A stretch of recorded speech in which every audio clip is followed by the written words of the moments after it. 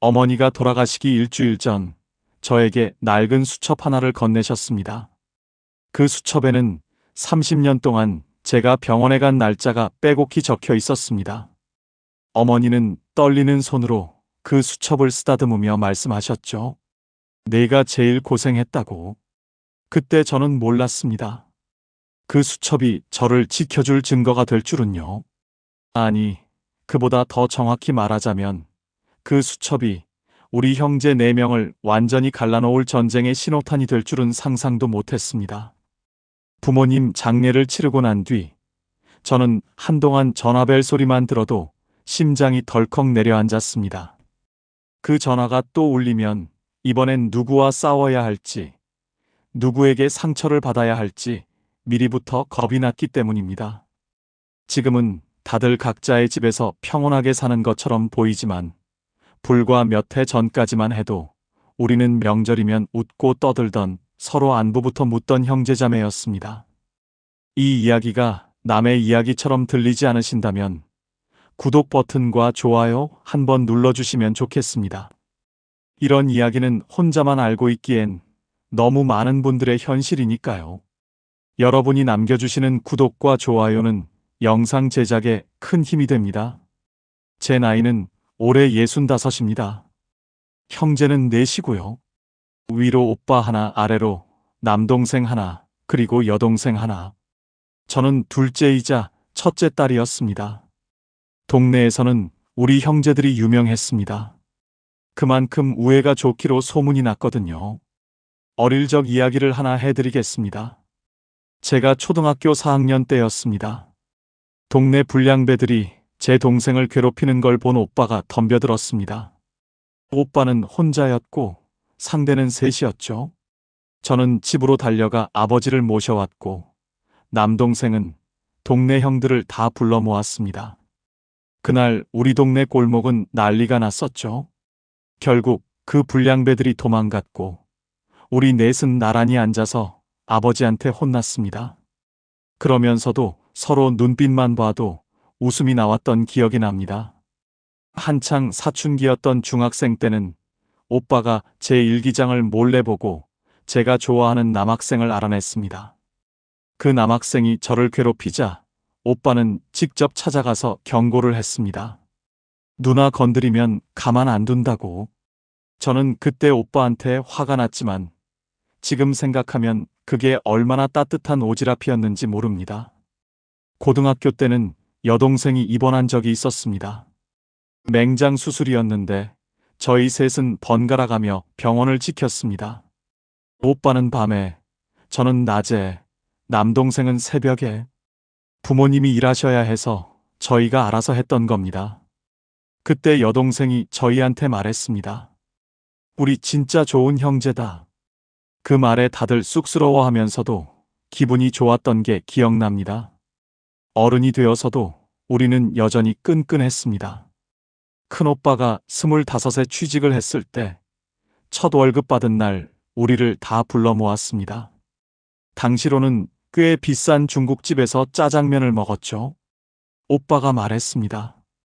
너희들이 있어서 여기까지 왔다. 형은 너희들 절대 안 버린다. 저희는 그 말을 믿었습니다. 의심 없이요. 제가 27에 결혼할 때도 그랬습니다. 혼수 장만하는 게 빠듯했는데 오빠와 동생들이 10만 원씩 모아서 냉장고를 사줬습니다. 당시 10만 원이 얼마나 큰 돈이었는지 아시죠? 오빠는 결혼 준비한다고 회사에 휴가까지 내고 저를 도와줬습니다. 남동생은 이사할 때 짐을 날랐고 여동생은 신혼집 청소를 도와줬습니다. 저는 그날 생각하면서 다짐했습니다.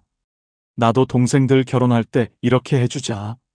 그래서 남동생이 30에 결혼할 때 저는 제 적금을 깨서 100만 원을 주었습니다. 당시 우리 집 형편에 100만 원은 큰 돈이었지만 그때 받은 사랑을 갚고 싶었습니다. 오빠는 동생 신혼집 보증금에 보태라고 500만 원을 주었습니다. 남동생은 눈물을 글썽이며 말했습니다. 형, 누나, 이거 꼭 갚을게. 우리는 손사래를 쳤습니다. 무슨 소리야, 형제끼리. 30대 초반 오빠가 사업을 시작했을 때도 우리는 힘을 보탰습니다. 저는 200만 원, 남동생은 300만 원을 모아서 오빠한테 주었습니다. 사업 미천으로 쓰라고요. 오빠는 받지 않으려 했지만 우리가 강제로 통장에 넣어주었습니다. 다행히 오빠 사업이 잘 됐고 1년 뒤 오빠는 그 돈에 이자까지 붙여서 돌려줬습니다. 우리는 그 이자를 받지 않으려고 실랑이를 벌였죠. 제가 큰 수술을 받았을 때도 형제들이 달려왔습니다. 자궁근종 수술이었는데 오빠는 병원비를 대줬고 동생들은 번갈아가며 병간호를 했습니다. 남동생 아내까지 와서 미역국을 끓여줬습니다. 저는 그때 생각했습니다. 우리는 정말 특별한 형제다. 절대 돈 때문에 싸울 일은 없을 거다. 40대가 됐을 때도 우리는 자주 만났습니다. 매달 돌아가며 형제 모임을 했거든요. 한 달은 오빠네, 다음 달은 저희 집, 그 다음은 남동생네, 여동생네. 배우자들까지 다 모이면 어른만 8명이었습니다. 거기에 조카들까지 합치면 15명이 넘었죠. 특히 기억에 남는 게 제가 42살 때 여름이었습니다. 우리 형제들이 의기투합해서 강원도로 가족여행을 갔습니다. 펜션 2채를 빌려서 3박 4일을 함께 보냈죠. 밤마다 술을 마시며 옛날 이야기를 했습니다. 어릴 적 동네에서 놀던 이야기, 학교 다닐 때 이야기. 오빠는 취하면 늘 이 말을 했습니다. 우리는 끝까지 이렇게 살아야 해. 형제가 최고야. 아버지 칠순 잔치 때도 비용을 넷이서 똑같이 나눴고 역할도 나눴습니다.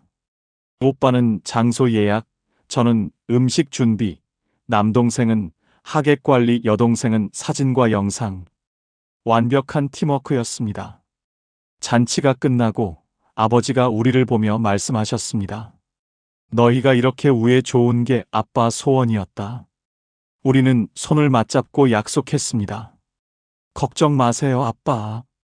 우리는 평생 이렇게 지낼 거예요. 그때까지만 해도 우린 절대 돈 때문에 싸울 집안은 아니야. 이 말이 이렇게 잔인한 거짓말이 될 줄은 누구도 몰랐습니다. 균열은 아버지가 쓰러지시면서 시작됐습니다. 뇌졸중이었습니다. 그때부터 병원과 집으로 오가며 간병이라는 긴 터널이 시작됐습니다. 처음 몇 달은 형제들이 다 같이 일정표를 짰습니다. 이번 주는 오빠, 다음 주는 제가, 그 다음 주는 남동생. 예전처럼 완벽한 팀워크였습니다. 하지만 그 일정표는 석 달도 못 가서 무너졌습니다. 오빠는 사업이 바빠서, 남동생은 출장이 잦아서, 여동생은 아이들 사춘기라서. 사정이야 다들 있었죠. 저도 이해했습니다. 처음에는요. 그런데 어느 순간부터 병원에 가는 사람은 늘 저였습니다. 언니가 제일 살갑잖아. 누나는 집도 가까우니까. 누나가 해주면 부모님이 더 편하시잖아. 그 말들이 조금씩 제 삶을 잠식해 갔습니다. 처음엔 일주일에 한두 번이었던 병원 방문이 점점 잦아졌고 어느새 저는 거의 매일 부모님 집에 들르고 있었습니다. 매달 있던 형제 모임도 점점 뜸해졌습니다. 6개월에 한 번, 1년에 한 번. 만나도 예전 같지 않았습니다. 옛날에는 밤새 떠들었는데 이제는 2시간 만에 헤어졌습니다. 무슨 이야기를 해야 할지 몰랐습니다. 아니, 하고 싶은 말은 많았지만 차마 꺼낼 수가 없었습니다. 그렇게 3년쯤 지났을 때였습니다. 어느 날 새벽 아버지가 급하게 응급실에 실려 가셨습니다. 저는 부랴부랴 병원으로 달려갔고 형제들에게도 연락을 돌렸습니다. 오빠는 3시간 뒤에 오셨고 남동생은 그날 저녁에야 나타났습니다. 여동생은 아예 오지 못했습니다. 아이가 아파서요. 응급실 침대 옆에서 아버지의 손을 잡고 있는데 간호사가 제게 물었습니다. 보호자이시죠? 네, 그렇습니다. 그 대답을 하면서 문득 깨달았습니다. 아, 내가 이제 진짜 보호자구나. 법적으로도 실질적으로도. 다른 형제들은 이미 방문객이 되어버렸구나. 예전에 펜션에서 함께 웃던 그 형제들이 이제는 1년에 한 번 보는 사이가 됐구나. 그날 밤 오빠와 남동생이 돌아간 뒤 어머니가 저에게 말씀하셨습니다. 내가 제일 고생이 많다. 그 말 한마디가 얼마나 위험한 복선이었는지 그땐 몰랐습니다. 어머니는 그 말을 하시며 벽에 걸린 집 등기부등본을 힐끗 보셨습니다. 아버지 명의로 된 그 낡은 단독주택. 우리가 어렸을 때 뛰어놀던 마당이 있는 그 집. 이 집은 말이다.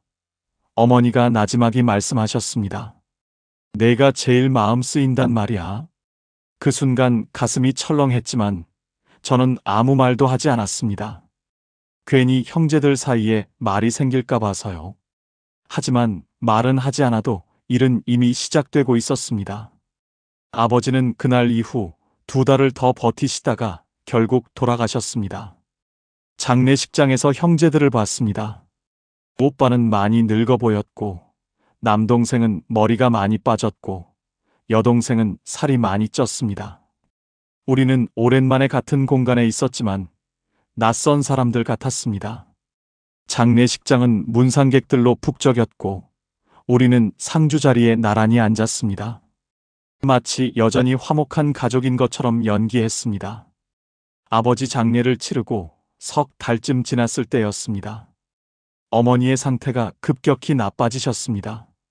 저는 아예 부모님 집으로 들어가 어머니를 간병했습니다. 그 6개월이 제 인생에서 가장 긴 시간이었습니다.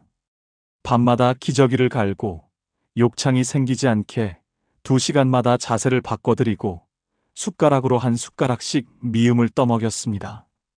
어느 날 밤 어머니가 제 손을 꼭 잡으시더니 이렇게 말씀하셨습니다. 서랍 깊숙한 곳에 수첩이 있다. 그거 꼭 간직하거라. 나중에 알고 보니 그 수첩에는 제가 병원에 간 날짜, 지출한 병원비, 간병한 날들이 빼곡히 적혀 있었습니다. 어머니가 30년 동안 기록해 두신 거였습니다. 마치 이날이 올 줄 아셨던 것처럼. 어머니는 아버지가 돌아가신 지 7달 만에 뒤를 따라가셨습니다. 저는 어머니의 마지막 숨을 지켜봤습니다.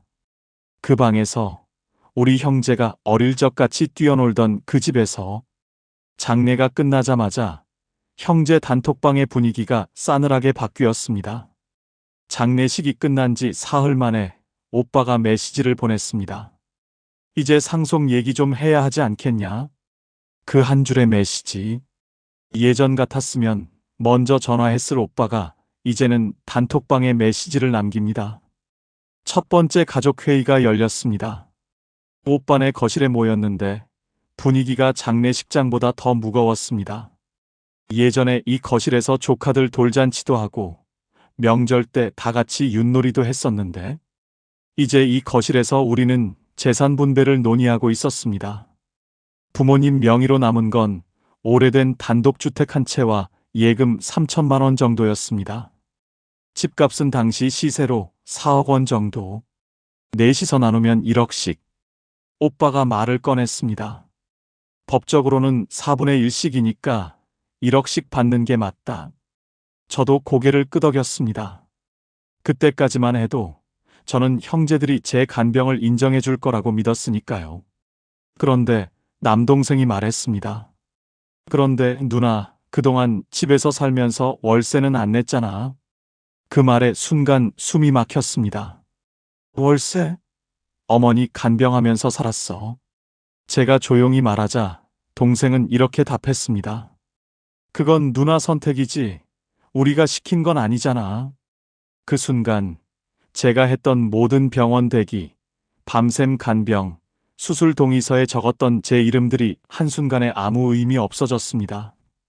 여동생도 거들었습니다. 그래도 집은 다 같이 물려받는 거지. 그리고 누나가 살았으면 그 부분은 감안해야 하는 거 아냐? 저는 가방에서 어머니가 주신 수첩을 꺼냈습니다. 이게 뭔데? 오빠가 물었습니다. 어머니가 30년 동안 기록하신 거예요. 형제들은 수첩을 돌려보며 말이 없었습니다. 병원비만 2천만 원, 간병 일수 1200일, 거의 3년 반을 매일같이 부모님을 돌봤다는 숫자들. 잠시 침묵이 흘렀습니다. 그러다 오빠가 말했습니다. 그래도 법적으로는 4분의 1씩이야. 이건 별개 문제고, 기업은 인정받고 싶으면 법적 절차를 밟아야지. 그때 저는 생각했습니다. 이 사람이 정말 제 오빠가 맞나? 제가 결혼할 때 냉장고 사주시던 그 오빠가, 제가 수술 받을 때 병원비 대주시던 그 오빠가, 오빠, 우리가 지금 법 얘기를 하는 거예요? 형제끼리? 제 목소리가 떨렸습니다. 제가 5년 동안 뭘 했는지 알아요? 오빠는 1년에 몇 번이나 오셨어요? 우리 강원도 펜션에서 평생 이렇게 지내자고 약속했잖아요. 그랬더니 오빠가 차갑게 말했습니다. 그건 네가 효녀 노릇한 거지. 우리가 강요한 적 없어. 그 말 한마디에 50년 넘은 형제의 정이 완전히 무너졌습니다. 예전에 중국집에서 형은 너희들 절대 안 버린다고 하시던 그 오빠가 이제는 법을 들먹이고 있었습니다. 다음 날부터 저는 변호사를 찾아갔습니다. 기업은 인정소송을 준비하기 시작했습니다. 형제들도 변호사를 선임했습니다. 그렇게 우리는 법정에서 만나게 됐습니다. 재판은 1년 넘게 끌었습니다. 그 과정에서 형제 단톡방은 폭파됐습니다. 명절에도 아무도 연락하지 않았습니다. 결국 법원은 제 손을 들어줬습니다. 기여분을 인정해서 저는 집의 절반을 받았습니다. 수치상으로는 제가 이긴 겁니다. 하지만 정말 이긴 걸까요? 집을 팔았습니다. 우리가 어렸을 때 뛰어놀던 마당, 오빠가 불량배들과 싸웠던 그 골목, 여동생이 입원했을 때 우리가 번갈아 지켰던 그 추억들이 그저 계좌로 입금되는 숫자가 됐습니다. 돈은 받았습니다. 형제들보다 많이 받았죠. 하지만 그 돈으로 뭘 살 수 있을까요? 중국집에서 짜장면 먹던 그 시간을 살 수 있나요? 펜션에서 밤새 떠들던 그 웃음을 살 수 있나요? 아버지 칠순 잔치 때 손잡고 약속하던 그 우애를 돈으로 되살릴 수 있나요?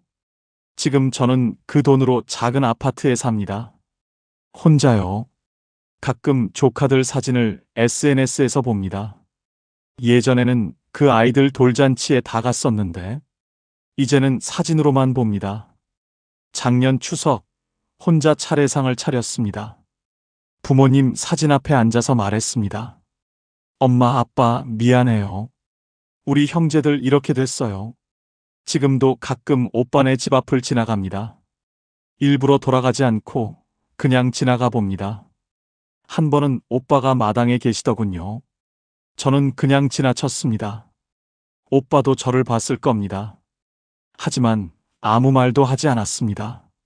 예전 같았으면 손 흔들며 들어오라고 했을 텐데 이제는 남처럼 지나칩니다. 이 이야기를 듣고 계신 분들께 말씀드리고 싶습니다. 아무리 우애 좋은 형제도 돈 앞에서는 달라집니다. 지금 옆에 있는 형제자매를 당연하게 여기지 마십시오. 부모님 재산은 미루면 미룰수록 사랑이 아니라 계산이 됩니다. 명확하게 정리하지 않으면 자식들이 대신 싸워줍니다. 그리고 그 싸움은 거의 다시는 돌아올 수 없습니다. 다만 한 가지는 확실합니다. 만약 다시 돌아갈 수 있다면 저는 달리 선택할 수 있을 것 같지 않습니다. 제가 한 간병을, 쓴 돈을, 그 세월을 그냥 없던 일로 할 수는 없을 테니까요. 결국 똑같이 싸웠을 겁니다. 그리고 똑같이 형제를 잃었겠죠.